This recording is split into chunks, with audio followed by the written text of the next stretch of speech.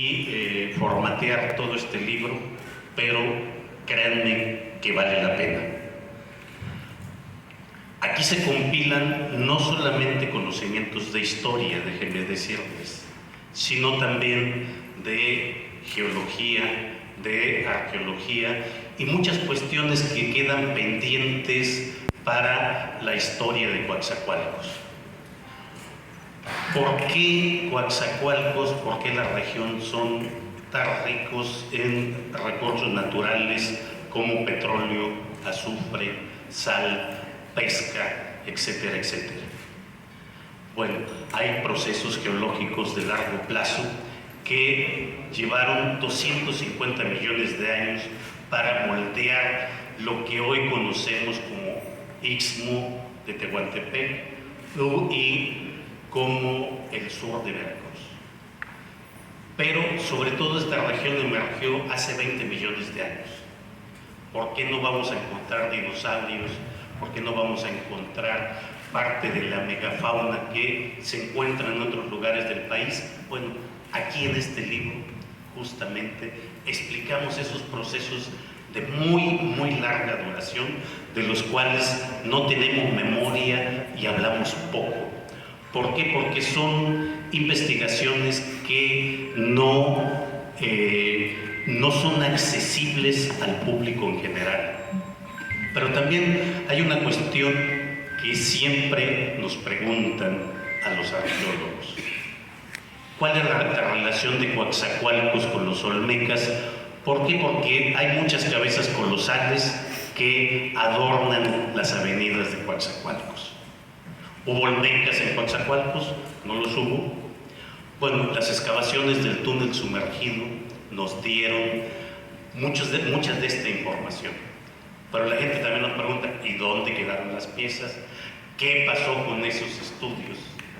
Bueno, de manera más amplia lo abordamos en un libro anterior, pero en este libro también hacemos una síntesis. Efectivamente hubo olmecas en Coatzacoalcos, al otro lado del río. Y no son los olmecas que labraron las cabezas colosales. Son olmecas pescadores que tienen que ver más con otro sitio arqueológico que fue muy importante, tienen que ver más con Tres Zapotes. Con la venta, que estaba muy cerquita, no hay una relación directa, más que esos pescadores que se asentaron al otro lado del río en algún momento fueron a saquear las ofrendas de la venta, y lo sabemos porque encontramos los bloques de serpentinita, que solamente es un material que solamente los olmecas de la venta trabajaron, y sin embargo en lo que fue el túnel sumergido, el dique seco del túnel sumergido, encontramos una gran cantidad de lascas y de bloques de serpentinita procedente de la venta. ¿Qué quiere decir? Y además durante una larga duración, desde el 500 antes de Cristo hasta prácticamente el momento del contacto con los españoles. Esto es importante porque nos dice que los antiguos habitantes de Coatzacoalcos estaban produciendo herramientas, estaban produciendo adornos a partir de la serpentina que trajeron los olmecas de los valles de Oaxaca hace prácticamente 2500 años. Pero también, ¿de qué vivían? Eran pescadores, ciertamente, pero otra cuestión interesante que encontramos en estas excavaciones es que esos olmecas estaban comerciando dos elementos: petróleo y almagre, que son dos elementos que en ese momento eran muy importantes. El petróleo lo sigue siendo. No es casualidad que aquel Coatzacoalcos y sigan siendo emporios petroleros. ¿Por qué? Porque Coatzacoalcos está situado en una posición estratégica en la costa del Golfo, en el Istmo veracruzano y en el río Coatzacoalcos. No es casualidad tampoco que aquí hayan detonado grandes proyectos desde el momento mismo de la independencia, con Guadalupe Victoria, el primer presidente de México, que decreta la creación del puerto de Coatzacoalcos, decreta la población de una colonia que no se lleva a cabo en ese momento, y todos los proyectos estratégicos que van a consistir en un canal que nunca se llevó a cabo, en el Ferrocarril Nacional de Tehuantepec, recordemos los tratados de Maclain-Ocampo, que ya establecían el Istmo de Tehuantepec como un lugar de paso permanente para las tropas norteamericanas, y después otro personaje famoso para Coatzacoalcos, el naciente Coatzacoalcos de ese momento, George Team, que es el que traza las calles de Coatzacoalcos, pero con otra intención: hacer de Coatzacoalcos un protectorado norteamericano. Y eso tiene que ver con las ambiciones de las grandes potencias extranjeras. Por eso llegaron los piratas ingleses y franceses, porque se querían establecer en esta tierra. Por eso los milicianos de Acayucan, negros y mulatos, llegaron a combatirnos, porque estas grandes potencias querían establecerse ahí, como se establecieron en Guales, que dio origen a Belice, como se establecieron en la isla del Carmen o isla de Tris, que dio origen a la actual ciudad del Carmen. Entonces, estos procesos donde intervienen las potencias extranjeras y tienen que ver con proyectos estratégicos mundiales, todavía siguen vigentes. No en balde tenemos un gran proyecto del actual presidente, que es el Corredor Interoceánico. De eso y más hablamos en este libro, pero nos enfocamos sobre todo en los 500 años de la Villa del Espíritu Santo. Hay que celebrar, hay que conmemorar, no sé, yo creo que hay que traer a la memoria mucho de lo que sucedió ahí, porque la villa fue fundamental para el cambio de la cultura, de la mentalidad de los pueblos de la región. La llegada de los primeros españoles y la fundación de la villa de Coatzacoalcos trastocó todo el mundo indígena. Cambió la lengua, cambió la religión, cambió la manera de ver el mundo y cambió el destino de las almas. Ya las almas de los difuntos no se iban al Tlalocan, que estaba, por cierto, abajo del volcán San Martín, el paraíso de Chan, ¿no? Ya las almas dependían de otras cuestiones y se iban al cielo, al infierno, y para eso estaban los curas, para recordárselo a todos los pueblos indígenas, y fue también la religión otra arma de dominación de los españoles. Trastocó todo, cambió todo. Por eso es importante traer a la memoria la Villa del Espíritu Santo, la tercera población española de la costa veracruzana. Entonces, por eso es importante conmemorar. Por eso es importante también saber que además de los españoles llegaron otras razas, otros hombres de un continente, todo un continente de África, que también tienen parte importante en la cultura veracruzana. Negros y mulatos que llegan, muchos traídos por la fuerza, otros más que fueron o lo obtuvieron su libertad, pero todos ellos se vinieron a refugiar al sur veracruzano, porque a diferencia de otros lugares, por ejemplo, de Veracruz, Córdoba, Orizaba, Jalapa, Coatepec, en el sur veracruzano había grandes haciendas ganaderas que no necesitaban esclavos encadenados, castigados, sumisos. Aquí se necesitaba otro tipo de hombres que montaran a caballo, que arrearan el ganado salvaje, que lo llevaran a los lugares donde se consumía, en la villa de Córdoba, en el puerto de Veracruz, en la ciudad de Puebla, en las minas, desde Pachuca hasta Taxco, sí, desde allá se consumía el ganado que se producía en esta región, y quienes trabajaban con ese ganado eran este tipo de personas que en su mezcla con los indígenas va a dar origen a los jarochos, una cultura de la cual hoy estamos orgullosos. Y por eso, porque eso es lo que va creando identidad, es importante. Fue difícil, hay muchas cosas que solamente están en la tradición oral, pero había que fundamentarlas. Con el doctor Álvaro Alcántara llevamos muchos años trabajando, consultamos muchos archivos, desde el Archivo General de la Nación, el Archivo de Indias de Sevilla, el Archivo Naval de Simancas, los archivos de distintos presidentes, desde Benito Juárez hasta Venustiano Carranza, todos los distintos procesos que han pasado, no nada más por Coatzacoalcos, sino por toda la región. Y finalmente, debería ser una conmemoración regional, porque no nada más es Coatzacoalcos, fue la cabecera inicialmente de toda una provincia, la provincia de Coatzacoalcos. Desaparece por la política imperial que crea los puertos únicos, pero la cabecera cambia a Acayucan, pero se sigue llamando la provincia o la alcaldía mayor de Coatzacoalcos. Acayucan debería estar también celebrando o conmemorando este suceso.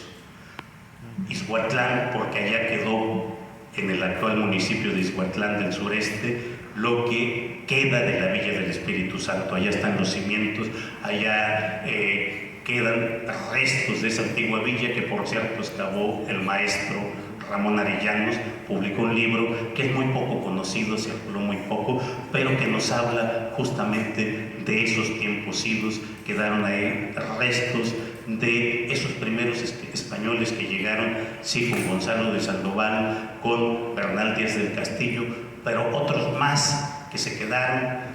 Algunos defendieron a los indígenas, otros más, la mayoría los explotó al máximo. Entonces, es importante traer a la memoria ese pasado. Gracias.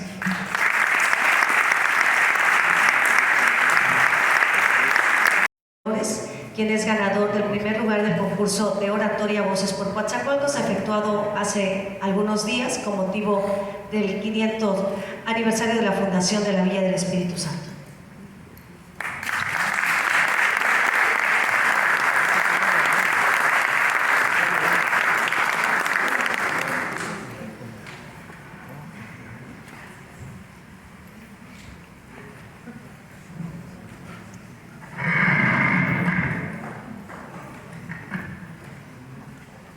Muy buenos días, licenciado Amado Cruz Malpica, presidente municipal de Coatzacoalcos, doctor Alfredo Delgado Calderón, autoridades presentes y público que nos acompaña. Me honra hablar en representación de la juventud de Coatzacoalcos en este magno evento para la presentación del libro 500 años de la fundación de la Villa del Espíritu Santo. Dicen que el pueblo que no conoce su historia está condenado a repetirla. Yo agregaría que quienes no conocen su historia pierden el sentido de pertenencia, el amor por su cultura y el sentimiento de orgullo de que nuestros primeros pasos fueron sobre esta tierra, la tierra de nuestros antepasados. Hago extensivo mi reconocimiento a los historiadores, cronistas, investigadores y profesionales involucrados en la realización de este libro, para quienes pido un fuerte aplauso. Mi reconocimiento, damas y caballeros, por el interés de que las generaciones como la mía y las que me preceden tengan al alcance de su mano un material tan valioso como este. Desde muy pequeño escuchaba las vivencias de quienes me antecedieron en su paso por esta tierra. Como muchos jóvenes crecí imaginando cada historia que llenan cada rincón de la ciudad de las avenidas, observando el río del que nos cuentan Quetzalcóatl se perdió en el horizonte con la promesa de volver. Las grandes poblaciones que aguardaban su regreso, de quienes nos hablaron hace un momento, que se convirtieron en los primeros habitantes de Coatzacoalcos. Las aguas que trajeron consigo a los conquistadores, quienes quedaron asombrados ante la magnificencia de nuestra biodiversidad, la grandeza de nuestra cultura, y reconocieron como un punto estratégico a esta región, bautizándola como la Villa del Espíritu Santo hace 500 años. Poco a poco nos convertimos en un referente industrial para nuestra nación.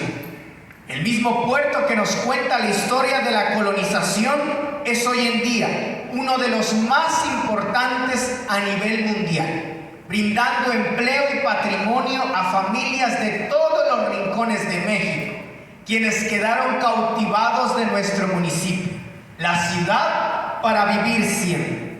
En la actualidad reiteramos nuestra importancia internacional, apostando por el corredor interoceánico del Istmo de Tehuantepec, conectando al Océano Atlántico con el Pacífico. ¡Qué grande fuiste, eres y serás Coatzacoalcos!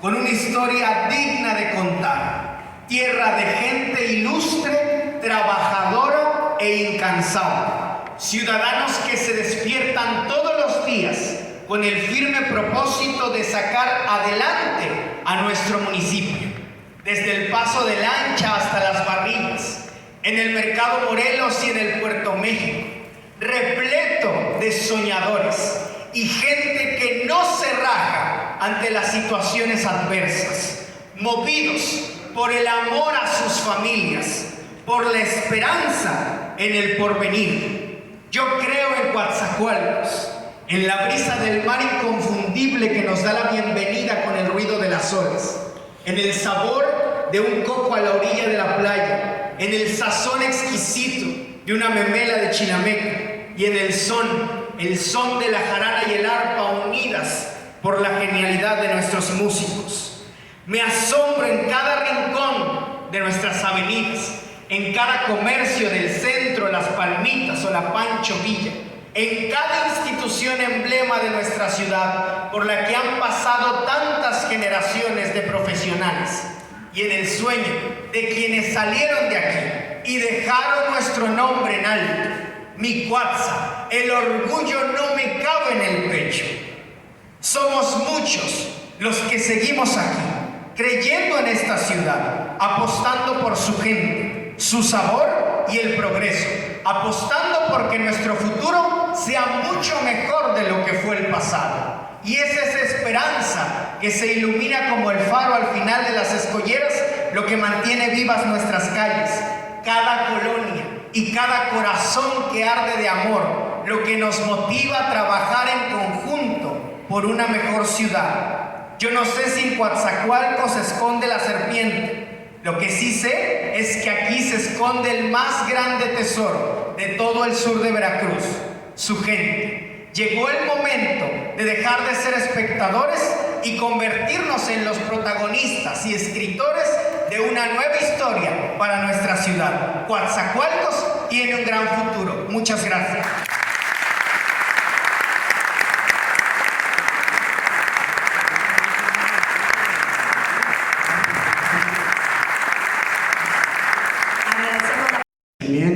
Al presidente municipal por esta iniciativa de traer a la memoria los orígenes de nuestra ciudad y como dice el doctor Delgado, de toda la región.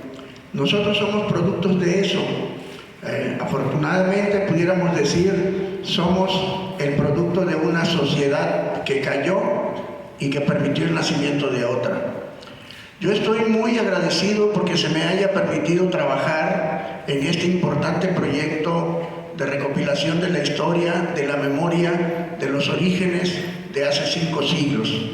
Y créanme que estoy muy impresionado del trabajo que realiza el doctor Alfredo Delgado Calderón, de meterse en los archivos, de estar revisando papeles viejos, viejísimos, de 500 años, para venirnos a contar cómo era nuestra tierra hace 5 siglos y más. Mencionó 250 millones de años, mencionó 120 millones de años, y luego hablamos de 500 años, que ya empezamos a hablar de lo que es la Villa del Espíritu Santo, que por cierto estaba sentada, según aprendí en estas andanzas, en un señorío, en un gran señorío llamado Coatzacoalcos, y que por supuesto el nombre le queda a esta gran ciudad.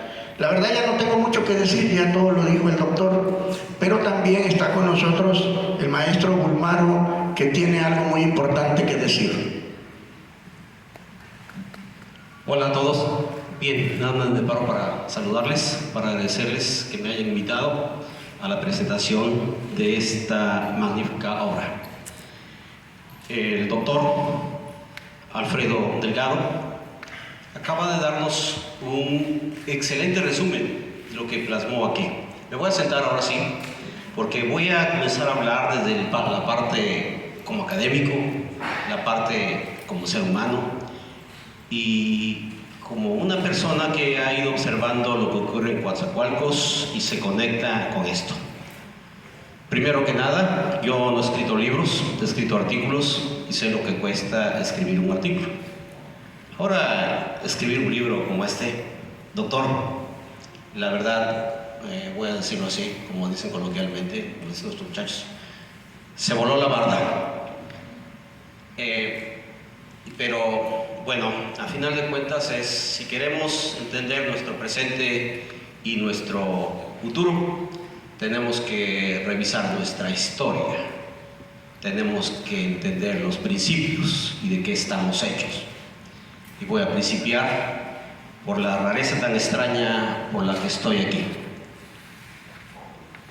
Nací en una comunidad rural que se llama Morelos, donde hay un centro arqueológico que le llamamos Pachila, Pachi. Siempre me cautivó esa parte de la historia, aunque no me dediqué a eso. Años después descubrí un pueblo que se llama Coatepec, y ahí decidí irme a vivir unos años. Y más arribita describí otro pueblo que se llama Jico, y hay un cerro que se llama La Camalín. Y yo no sé, pero yo siempre he dicho, por extraña razón no sé, que ese cerro está dedicado, es como una pirámide dedicada a Quetzalcóatl. Pero bueno, llego a Coatzacoalcos. Coatzacoalco, como se decía antes sin la S, o Coatzacoalcos, según la costumbre española. Y miren, el doctor nos lleva realmente a aprender muchas cosas, de entender la riqueza de esta región. Cuando nos hace un recorrido por millones de años, nos habla cómo se va formando este espacio y cómo es que hoy hay gran riqueza aquí en petróleo, en azufre, en sal. ¿Sí? Todo eso existe aquí. Y esto todavía va a seguir empujando a esta gran región. Pero descubren muchas cosas más. Me encomendaron aquí llegar a un instituto tecnológico superior que se llama así de Coatzacoalcos. Y luego nos dimos cuenta y acuñé, ahora con estos tiempos modernos de las redes sociales, un hashtag, ¿no?, que tiene que ver con nuestros estudiantes. Mentes brillantes, manos mágicas. Me azotó una parte de la lectura de este libro cuando contrasto lo de mentes brillantes con manos mágicas. De hecho, les voy a decir que desde la primaria me cautivaba mucho el pensar cómo hacían en aquel entonces para poder mover grandes bloques de piedra a través de los ríos, 30, 40 toneladas. ¿Cómo lo hacían? Pues sí, en esas tierras han habitado por años, por siglos, mentes brillantes. Se nos ha estado olvidando, amigos. El doctor en esta obra no lo recuerda, pero también con todo lo que vemos, las grandes cabezas colosales, cuenta que seguramente cortaron acá los bloques y los detalles los hicieron más arriba. Pero bueno, se requieren manos mágicas para cortar eso, para transportarlo, para tallarlo. ¡Qué conjunción! Por encima de todos los recursos naturales, la mayor grandeza de esta tierra habita en cada uno de los que hoy están aquí. Las mentes brillantes, las manos mágicas. Y todavía falta algo, quizá, que no se menciona. Olvidamos un poquito de nuestra historia. Coatzacoalcos, en nuestros registros recientes, 10 años, 8 años, lleno de violencia, azotado. Cuenta aquí el distinguido doctor que esta población de indígenas en algunas regiones disminuyó de 50.000, 60.000 personas a 3.000 o quizá menos. Los esclavos en algunas partes eran víctimas de la barbarie. Eran, vamos a decir, no atrapados en guerra, sino eran cazados. Y como las reses, se les marcaba con un fierro quemador. Nos espantamos de que aquí volaban cabezas.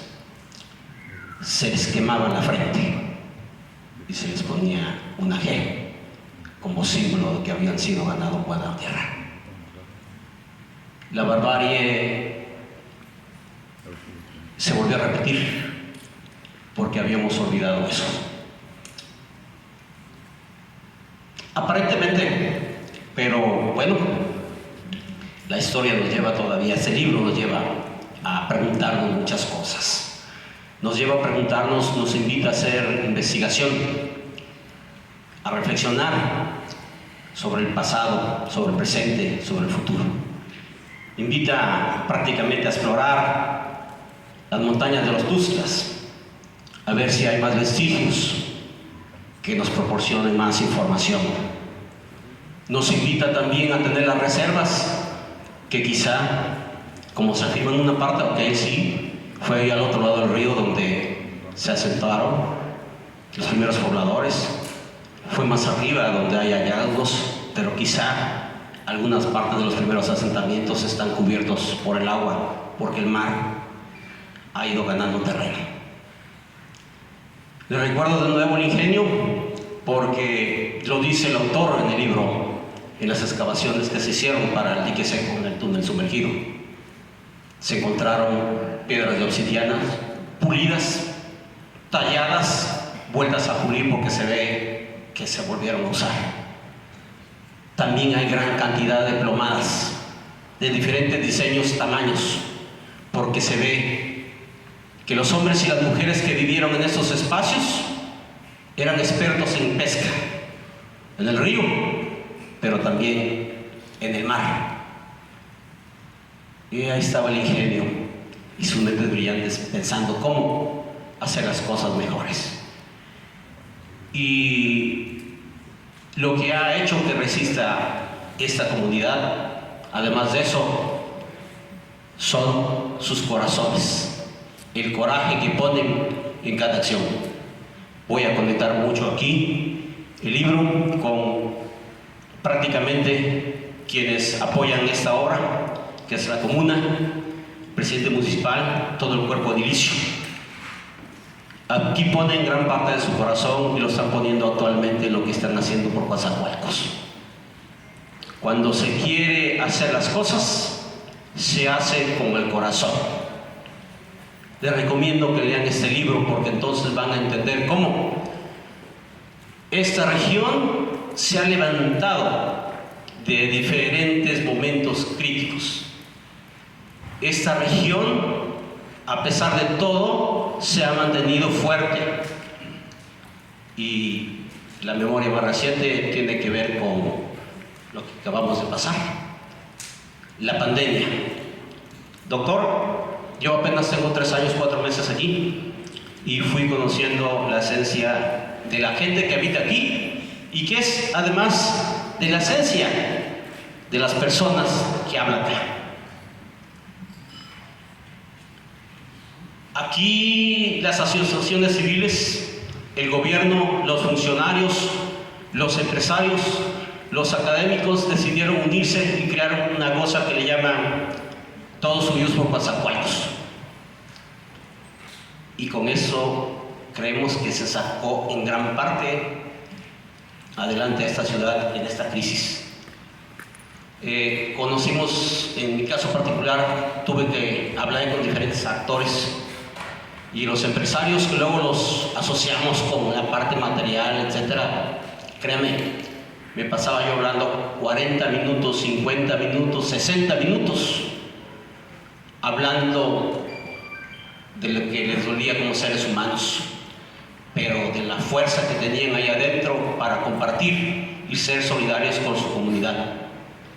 Esas cosas que salen del corazón son los que mantienen viva a esa comunidad, pero esas cosas que salen del corazón son lo que dan lugar a obras tan magníficas como estas.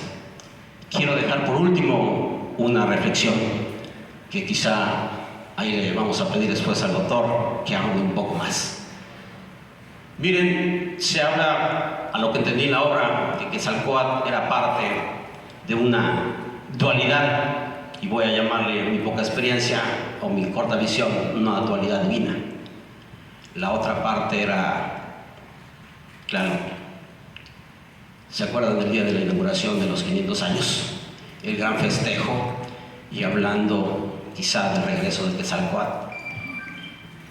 Cuando caminaba por Malecón Viejo, vino el primer relámpago y una joven dijo: creo que Tlaloc se enojó porque se olvidaron de él.